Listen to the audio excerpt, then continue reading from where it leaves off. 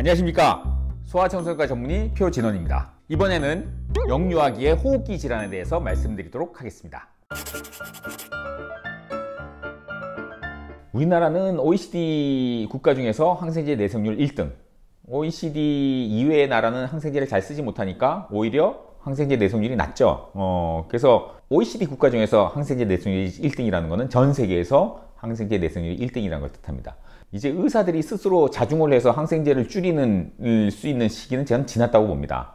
그러니까 이제는 어떻게 해야 되냐면 우리 부모님들이 항생제 오남용이 얼마나 심각한지를 그거를 인지를 하셔야 돼요. 그래서 우리 부모님들이 나서서 항생제를 줄이는 노력을 하셔야만 우리나라가 좀 어느 정도 그런 원명으로부터 좀 탈출할 수 있을 거로 생각이 됩니다. 우선 항생제라는 게 뭐냐면 항생제는 박테리아, 세균 죽이는 약이에요. 우리 몸에 병을 일으키는 미생물들이 여러 가지가 있습니다. 기생충, 회충, 요충, 십이지장충하는 기생충도 있고, 곰팡이, 우리 몸에 병을 일으키는 그런 하얀 곰팡이, 이런 놈들도 있죠. 그 다음에 세균, 박테리아, 굉장히 많죠. 좋은 놈도 있고 나쁜 놈도 있어요. 그 다음에 바이러스라는 놈이 있습니다. 바이러스는 이런 미생물 중에서도 가장 작은 놈이고, 특히 소아의 감염증 중에 대부분을 차지하는 게 이 바이러스죠. 이 병을 일으키는 수많은 미생물 중에서 항생제라고 하는 거는 오로지 박테리아, 세균만 죽이는 약이에요. 그러니까 무기로 치면 핵폭탄이 아니라 딱 정해진 지점에 가서 정해진 타겟만 살상하는 스마트 폭탄인 거예요. 오로지 세균, 박테리아만 죽이는 약이다. 만병통치약도 아니고 센 약도 아니고 무조건 잘 듣는 그런 약이 아닙니다. 그거를 이해를 하셔야 돼요. 쓸데없이 쓰면 어떤 문제가 벌어집니까? 만약에 그게 박테리아가 감염이 돼가지고 병을 일으키고 있다 그러면 그 박테리아를 죽이겠지만 죽일 박테리아가 없으면 우리 몸에 멀쩡히 우리랑 같이 살고 있는 좋은 세균들이 있거든요. 유산균, 좋은 세균들이 있어요. 그 좋은 세균들을 항생제가 죽여버립니다. 우리 장 속에는 100조 마리의 세균이 우리하고 공존하고 있어요. 우리 몸의 체중의 1kg을 그 세균이 담당하고 있어요. 무게도 안 나갈 것 같은 세균이 얼마나 많길래 그게 1kg이나 있어, 우리 몸속에. 그죠? 이 세균이 어떤 세균이냐에 따라서 우리 몸의 면역 상태가 달라집니다. 그래서 이 장내 세균총을 좋은 세균으로 바꾸기 위해서 유산균이다, 정장제다, 건강기능식품 많이 광고들을 하죠. 그 정도로 우리하고 공존하고 있는 세균이 어떤 세균이냐가 중요한데, 이 항생제를 너무 자주 쓰고 남용을 하게 되면 이 세균들이 나쁜 세균으로 다 바뀌어버립니다. 그리고 우리 몸속에 있는 세균이 내성균이 돼버려요. 그 항생제에 견디는 세균으로 바뀔 거 아니에요? 그럼 우리가 그 내성균을 몸속에 항상 지니고 있는 거죠. 그 내성균을 다른 사람한테 옮겨줄 수도 있고, 내 몸의 면역이 약해지면 그 몸속에 있는 내성균이 내 몸에 병을 일으킬 수도 있어요. 그럼 그 항생제 내성균이 내 근처에 있는 내가 사랑하는 사람한테 병을 옮겨서 그 사람을 사망에 이르게 할 수도 있고, 내가 나중에 나이가 들어서 면역이 약해져서 그 내성균이 나한테 병을 일으키면 항생제를 치료가 안 되니까 내가 사망에 이르길 수도 있습니다. 항생제 오남용의 가장 큰 문제는 뭐냐면, 이 항생제 오남용의 합병증 문제점이 지금 약을 쓴다고 지금 나타나는 게 아니에요. 내가 이 항생제를 오래 먹었기 때문에, 남용을 했기 때문에, 오용을 했기 때문에 문제가 생기는지도 모르게 문제가 생겨요. 내가 20년 전에 그렇게 오래 복용한 항생제로 인해서 20년 후, 30년 후에 내 몸이 문제가 생겼다. 아니면 내가 그 항생제를 많이 쓴 것 때문에 내 몸에 있던 내성균이 우리 할아버지한테 옮겨져서 할아버지가 폐혈증으로 돌아가셨다. 이런 거를 내가 그러면 20년 전에 먹었던 항생제 때문이라는 걸 밝혀낼 수 있느냐? 못 밝혀냅니다. 그렇기 때문에 사실 지금까지도 항생제가 이렇게 오남용 되고 있는 거예요. 그리고 항생제가 좋은 약이고 만병통치약이고 센 약이고 무조건 써야 된다 라는 생각이 바뀌지 않고 있는 거고요. 항생제를 먹었는데 바로 그런 문제가 생겼다? 그럼 누구나 조심하겠죠. 의사들도 조심하고 환자들도 조심하고 부모님들도 조심할 거예요. 그렇지만 그 문제가 오늘 당장 벌어지는 게 아니라 빠르면 몇 년, 늦으면 수십 년 뒤에 벌어지는 문제이기 때문에 인과관계를 밝히기도 어렵기 때문에 이게 아직까지도 문제가 되고 있습니다. 우리나라 사회에서 항생제 쓰는 거를 확 줄이지 않고서는 우리나라의 이 내성균 문제를 해결이 안 됩니다. 그러니까 좀 경각심을 갖고 이 항생제 오남용 문제를 좀 생각을 해봐야 된다라고 말씀을 드립니다. 소아의 대부분의 호흡기 감염은 제가 늘 말씀드리지만 대부분 그게 뭐 심한 폐렴이건 기관지염이건 모세기관지염이든 간에 대부분은 다 바이러스에 의한 거예요. 항생제가 도움이 안 돼요. 물론 항생제를 꼭 써야 되는 경우도 있죠. 급성 중이염이다, 급성 부비동염이다. 세균에 의해서 생기는 병은 항생제를 꼭 써야 됩니다. 그것도 용법과 용량을 정확히 지켜서 완치될 때까지 항생제를 써야 되는데 제가 지금 얘기 드리는 거는 O형이나 남용을 얘기 드리는 거예요. 그래서 대부분의 호흡기 감염은 항생제 없이 치료된다는 걸 꼭 기억해 두십시오.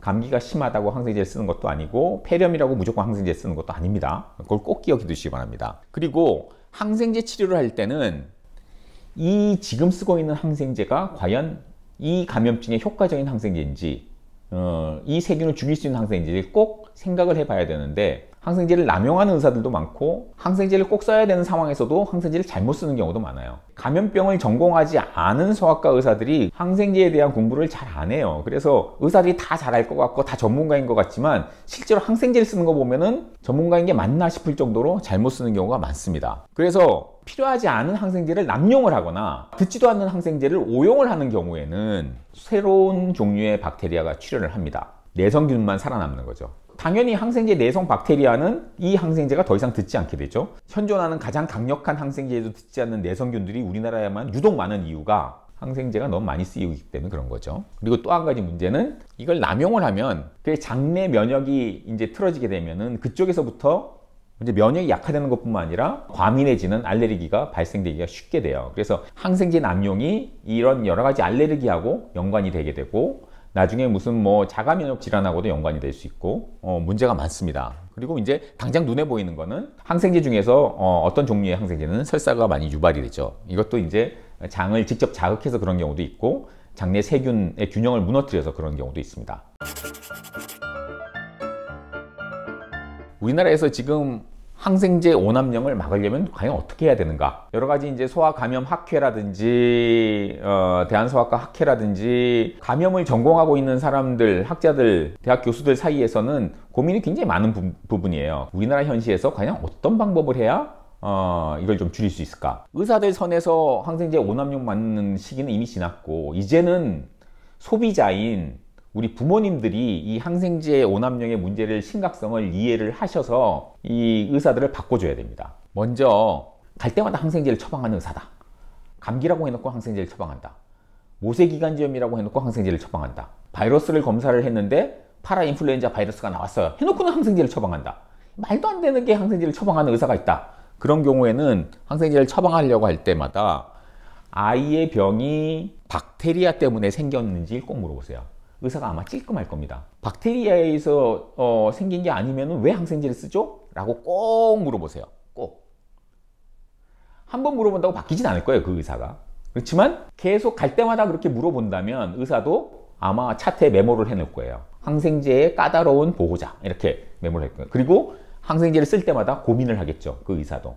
이걸 꼭 써야 되나? 의사들이 환자를 보다 보면 바쁘게 막 보다 보면 루틴대로 그냥 막 하는 경우가 있어요. 자기 하던 대로. 환자를 볼 때마다 이 병이 뭐지? 하고 진단을 제대로 내리고 내가 이 처방을 왜 하지? 이 약을 내가 지금 왜 쓰고 있지? 이걸 생각하면서 클릭을 하면서 약을 처방하는 게 아니라 그냥 루틴대로, 심지어 어떤 의사들은 약속 처방이라는 걸 만들어 놓고 그냥 약속 처방 1번, 2번 그냥 툭툭 누르는 경우도 있어요. 그러니까 그런 의사는 좋은 의사가 아니죠. 내가 약을 뭘 더 쓸까를 고민하는 게 아니라 사실은 이 약을 꼭 써야 되는지 고민을 해서 되도록이면은 꼭 필요한 약만 쓰는 의사가 좋은 의사입니다. 그래서 우리가 처방전을 볼 때 약이 무슨 뭐 8가지, 9가지, 10가지 이렇게 처방하는 의사가 좋은 의사가 아니에요. 우리나라 사람들이 약을 많이 먹는 걸 좋아하는 경향들이 있는데 약을 많이 먹는 게 꼭 좋은 게 아닙니다. 필요한 증상만 완화시켜 줄 수 있는 약만 쓰는 의사가 좋은 의사예요. 그러니까 그 인식부터 바꾸셔야 됩니다. 그런 인식 때문에 사실 의사들이 점점 그쪽으로 가고 있는 거거든요. 그러니까 우리 부모님들이 인식을 좀 바꾸지 않으면 이 흐름을 바꿀 수가 없어요. 그래서 항생제를 처방하려고 할 때마다 이 아이의 병이 박테리아 때문에 생긴 건가요? 라고 꼭 물어보세요.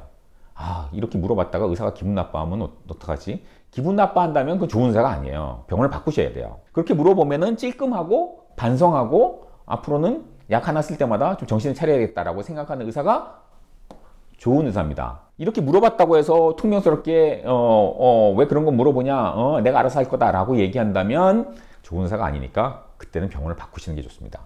그리고 두 번째는 항생제를 처방하지 않으려는 의사한테 가가지고 자꾸 항생제 주세요, 항생제 주세요 하지 마세요. 저는 뭐 워낙 항생제를 잘 안 쓰는 의사로 동네에서 알려져서 저한테 와가지고 항생제 달라는 보호자는 별로 없지만 그래서 가끔 있어요. 그런 분은 또 앉혀놓고 한참 항생제에 대해서 말씀을 드리는데, 항생제를 처방하지 않으려는 의사한테 항생제를 처방해 달라 그랬을 때 저같이 좀 이제 좀 소아청소년과 의사를 한 지 좀 오래되고 항생제 오남용에 대해서 정신을 차리고 있는 의사들은 어떻게든지 이 부모님을 교육을 시켜서 이 생각을 좀 바꾸게 하려고 노력을 하지만, 경험이 적은 의사들, 막 나와서 개원을 한 의사들, 아니면 경쟁이 너무 심해요. 주변 병원에 뭐 소아과들이 많아가지고 내 환자가 지금 경영이 걱정할 정도로 환자가 적고 한 명이라도 놓치고 싶지 않아 하는 의사들이라면 환자 치료보다는 그 엄마 마음에 들게 엄마한테 친절하게 하고 엄마가 원하는 대로 막 해주려고 하는 그런 성향이 있단 말이에요. 어차피 개원이들도 환자를 치료하는 게 주 임무긴 하지만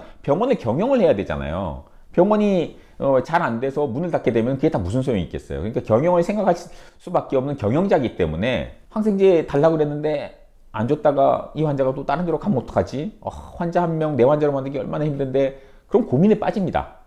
그래서 그냥 경험이 적은 의사나 경영을 걱정하는 의사들이라면 항생제를 그냥 주는 경우들이 있어요.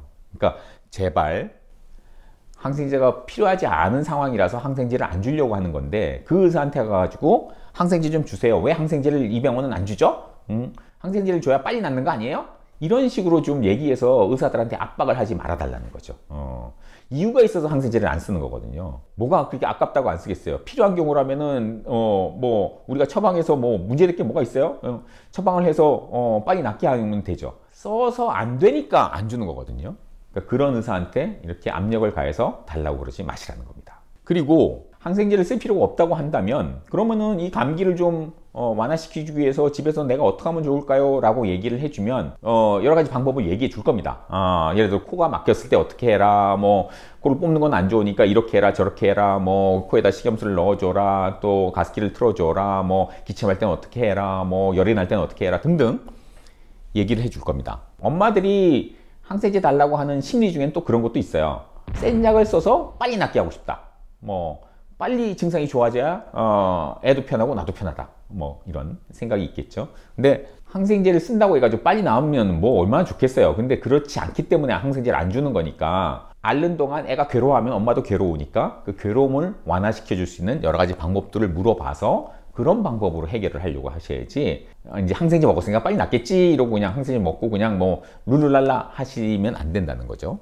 그리고 이제는 남용보다는 오용에 대한 문제인데, 항생제를 써야 되는 병이에요. 뭐 급성 중이염이다, 급성 부비동염이다 해서 항생제를 써야 되는 경우라서 적절한 항생제를 정확하게 처방을 했는데 잘 안 들어요. 그럼 이제 의사는 두 가지 고민에 빠집니다. 첫 번째는 내가 쓰는 항생제가 과연 효과적인가? 근데 효과적이란 말이죠. 우리나라 현실에서 이 이상의 항생제, 외래에서 이 이상의 항생제를 쓸 수 없을 정도로 효과적인 항생제를 썼는데도 불구하고 좋아지지 않는다면, 두 번째로 이제 잘 물어봐야 됩니다. 용량을 정확하게 먹였는지, 아니면 예를 들어서 뭐 보관 방법, 실온에서 보관해야 되는데 그걸 냉장고에 넣지는 않았는지, 또는 냉장 보관해야 되는 약인데 실온에 보관하지 않았는지, 이런 것도 따져봐야 되고, 또 한 가지는 이제 시간 간격을 정확하게 지켰는지.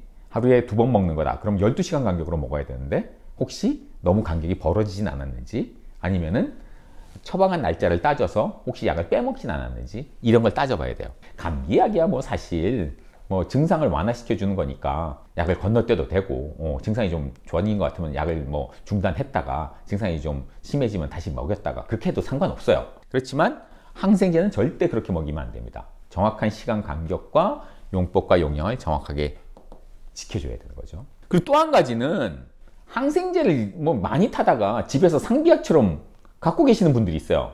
그리고 어떤 분들은 해외여행을 가는데 항생제를 좀 달라는 분도 있고, 항생제는 절대로 상비약으로 집에 두면 안 되는 약이에요. 균을 정확하게 예측을 해서 그때마다 쓰는 항생제가 달라요. 그러니까 모든 균에 한 가지 항생제가 듣는 게 아니고 균 종류도 되게 많고 항생제 종류도 거기에 따라서 되게 많습니다. 그래서 거기에 따라서 적절한 항생제를 쓰지 않으면 안 돼요.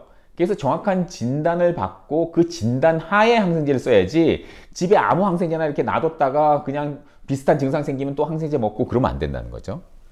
그래서 다른 질병에 처방받은 항생제를 뒀다가 먹여도 안 되고, 다른 식구가 처방받은 항생제를 증상이 괜찮겠지 하고 이렇게 먹여서도 안 된다는 겁니다. 절대로 이렇게 하시면 안 돼요. 그리고 항생제 부작용이 있을 수 있기 때문에 항생제를 먹고 발진이 돋았다, 두드러기가 났다, 뭐 또 설사를 한다, 이런 증상들이 생기면 반드시 다시 내원을 해서 항생제를 바꾸거나, 아니면은 바꿀 항생제가 없다면 그 부작용을 완화시킬 수 있는 다른 방법을 취해야 됩니다. 제가 이런 한 6가지 정도를 말씀을 드렸는데, 우리 부모님들이 좀 항생제에 대해서 좀 잘 이해를 하시고 이렇게 행동으로 좀 나서 주셔서 우리나라 의사들을 좀 정신 차리게 해서 우리나라가 좀 빨리 이 항생제 남용 문제, 오용 문제를 벗어날 수 있도록 해 나가셔야 됩니다.